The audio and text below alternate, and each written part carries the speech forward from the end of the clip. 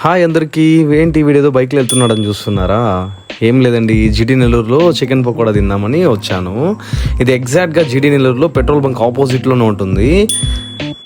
ఇంకా నేనైతే ఒక 200 grams చికెన్ పకోడా అయితే ఆర్డర్ చేశాను. అండ్ 10 rupees సేమియా ఆర్డర్ చేశాను. 10 rupeesకి 3 ఇస్తారనమాట.